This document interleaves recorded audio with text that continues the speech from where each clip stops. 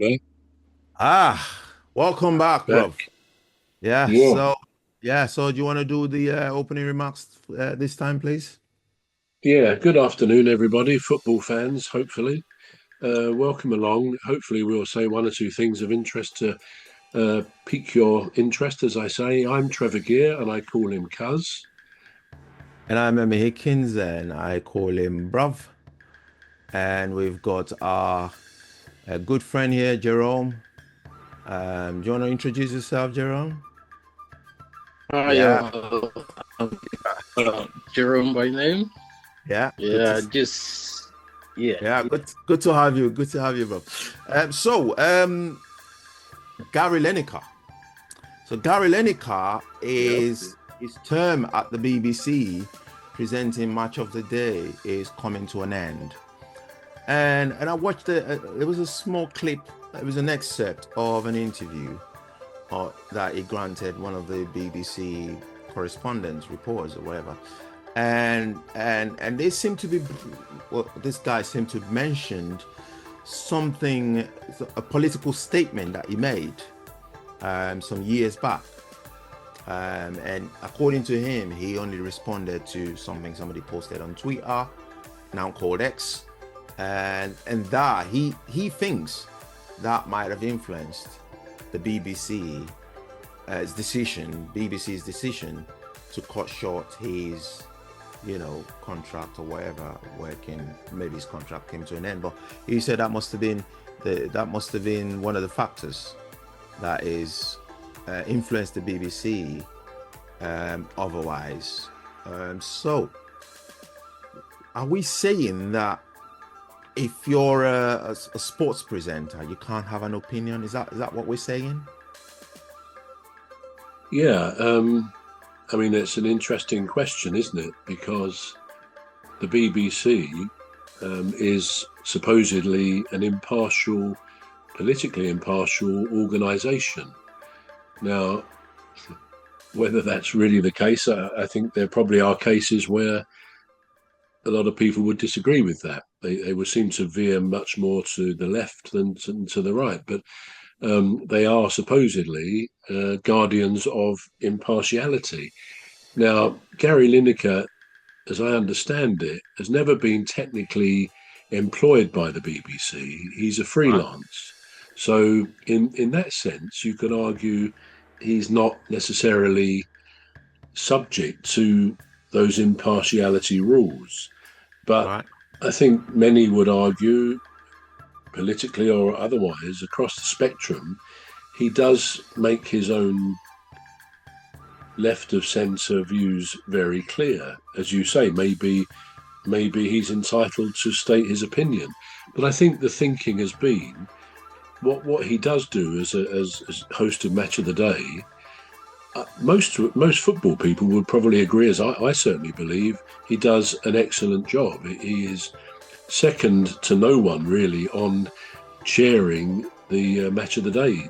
situation with two pundits on a Saturday night, and it's Yeah. become a staple in a way of football fan viewing over many years. He took it on, I think, from Des Lynam, going back probably to the early 2000s. So he's been there doing this quite a long time, and he clearly has increased to a very good level the viewer numbers. So yeah, so Gary Lineker does a good job on that. But there has always been this other side, and a lot of people would say, well, he's great at what he does, but really he shouldn't be using a BBC platform to air his views, whatever they are, left or right of centre or.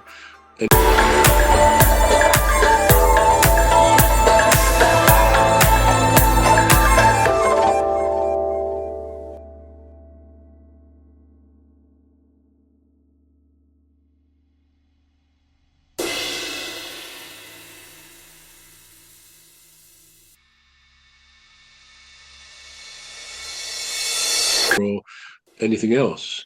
It Right. doesn't seem to sort of sit comfortably with a lot of people, and I kind of have sympathy with that. Interestingly, I was reading the other day that he says he feels the BBC were kind of edging him out, that he felt they wanted him to go. And maybe, as with all these things, that things have a cyclical time, don't they?